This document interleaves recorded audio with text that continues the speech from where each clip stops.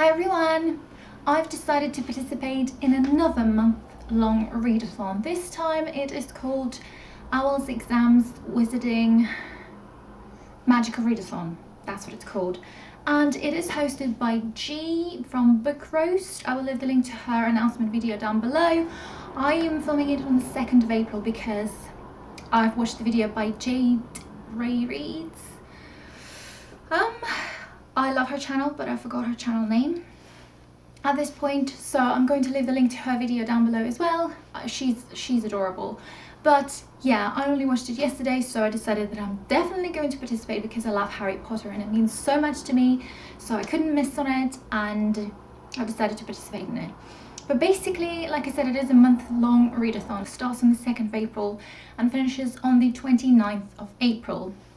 And it is based on the Owl's exams students of the 5th year take at the end of the year. So there are 12 subjects and you can choose depending on your career path that you're going to choose. I was actually going to look through that online, which kind of exams I needed to go to be whatever I want to be in the wizarding world. I haven't done that yet. I might do that, and then it depends on which exams I will prioritize over the other ones. For now, I've chosen 5 main ones that I'm going to try and pass, and if by any chance I have the time, I will try and read more books for those exams, so pass those exams as well. And also another rule for that is you can't pick the same book for 2 challenges, so it has to be different books. So I've picked up 12-ish books. So the first subject that I decided to go with is astronomy, and for that you have to read a sci-fi book. Out of all of my TBR books, I only have one sci-fi book, and I'm not sure if I'll be reading that for that one or will buy something different. That is The Prestige by Christopher Priest. I've had it for a while now. It is basically about these 2 magicians who compete with each other in Victorian times. It has nothing to do with space, and for that one I would like to read something to do with space, so I actually might go and buy Gemina by Amy Coffin and Jay Kristoff, just because that would make more sense in my eyes and that would probably be easier to read than this chunky one. The next exam I chose is The Care of Magical Creatures, and for that you have to read a book featuring magical creatures or just having a magical creature on the cover. I'm going to go with Fantastic Beasts and Where to Find Them by J.K. Rowling.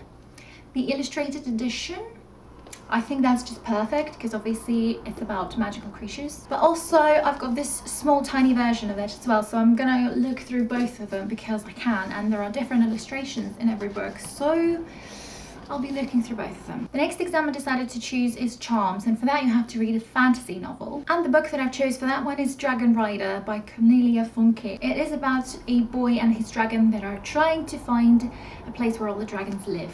It is supposed to be really cute and nice and fantasy, so that's my pick for that one. The next exam I decided to take is Potions, and for that you have to read a book that somehow contains alchemy. To be honest, I'm not sure if this book actually contains alchemy in any way, but I think I remember reading something from that book and it reminded me that it was alchemy or some sort. That is Tales of Biddle the Bard by J.K. Rowling, obviously. I've got also this version, so again I'll probably be reading both of them because I want to read both of them. That will be a reread for me. I've listened to this book before a couple of years ago, but I would love to reread it, so I think it's going to be perfect for that exam. And the last 5th exam that I decided to go for is Transfiguration, and for that you have to read a book that somehow contains transfiguration or shape-shifting of some sort, or with a cat on the cover. For that I'm going to go with Harry Potter and the Prisoner of Azkaban by J.K. Rowling, the 3rd book from the series, and in this one especially there is some transfiguration form takes place. So it is definitely a chunky book, as you can see, but hopefully, considering it's Harry Potter, I'll be able to read it. And yeah, considering I'm in the middle of rereading the series and the 3rd book is supposed to be the next one that I'm reading, that is perfect. Now, I don't expect that I'll read even those 5 books, but if by any miracle I do that, I'll choose for myself 7 more books for 7 other exams. So let's get through those as well. Ancient Runes, and for that you have to read a book with a mysterious symbol on the cover. For that one I chose a huge book, but that is the only book on my TBR at the moment that has some sort of symbol, and that is City of Glass by Cassandra Clare. the third book from the Mortal Instrument series, and you can see there's some kind of symbol going on the cover. I don't think I'll get to this one because it's huge. It's 500 pages and this font is quite small, so I don't expect even to start this book. But if by any chance I finish the other books and feel like reading this one, that I can do. The next exam is arithmetic, and for that you just have to read a book with a number in the title. For that I chose a really easy one, Secret Breakers, The Power of Three by H.L. Dennis. It is kind of a, as you can see, a code-breaking thing, a middle grade novel. It's supposed to be really small and tiny and very easy to read. Just 300 pages, and I'm actually very excited to read this book. It is about these children. They have been chosen to solve the most mysterious, the most secret code in the world, and now some people are trying to kill them for it or something. So it sounds absolutely fantastic. I'm excited for it, so probably most likely I'll try and read this one as well. The next exam is Defense Against the Dark Arts, and for that you have to read a book containing a secret society. I'm not sure if this book actually contains some kind of secret society, but it makes me think that there's some people knowing something and others don't. That is The Muse by J.C. Burton. It is set in 1967 in London, about this masterpiece that somehow got lost and then it appeared, and this girl and some other people know something about it that other people don't. That's why I think it's kind of like a secret society. I don't think I'll even start this book because it's huge and the font is small as well, so I don't think I'll start it, but that's one of the options if I feel like reading it. Next exam is Divination, and for that you have to read a book that has something to do with the prophecy. My pick for that one, as many other people, is Percy Jackson and the Battle of the Labyrinth by Readothon. That is the fourth book from the series. I've read the first three and I feel like I need to continue on with the series, and it definitely has something to do with the prophecy.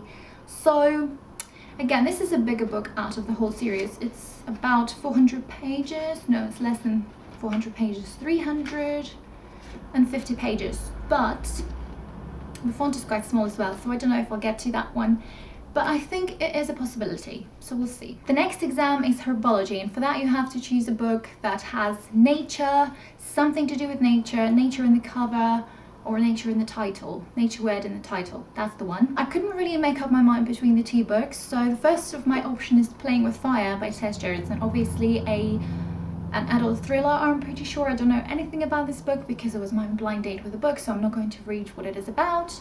But my other option is The Girl of Ink and Stars. Stars is obviously a nature sort of word, and it is a YA novel, and I've heard good things about it, and it's quite short, so it should be easy to read, so we'll see how that goes. The next exam is A History of Magic, and for that you have to read a historical fiction. I chose The Morning Gift by Eva Ibbotson. I know nothing about this book because it is again one of my blind date with a book, but it is supposed to be a historical fiction that is beautifully written. Again, it's huge, but again, if I feel like reading it, I might just stop reading it and we'll see. Next exam is Muggle Studies, and for that you have to read a Muggle non-fiction book. I have a perfect book for that, and that is A Concise Guide to Cats.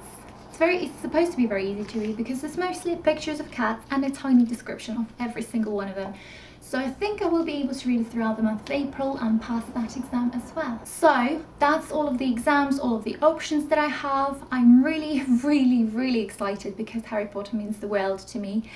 And I'm really going to try and read as much as possible. So I'm going to prioritize reading a little bit more because I've been procrastinating a lot in many ways and doing other things. So I'm going to try and read more because I really want to read and just kind of make my TBR a little bit smaller as well. That would be helpful. Anyway, let me know in the comments if you're going to participate in this wonderful readathon and what you're planning to read, or tell me if you filmed a TBR for that readathon as well. I would love to check it out because I'm extremely excited for it, and I seem to love monthly long readathons. They are just the best thing. So I hope you enjoyed this video, and I will see you in the next one. Thank you very much for watching. Bye!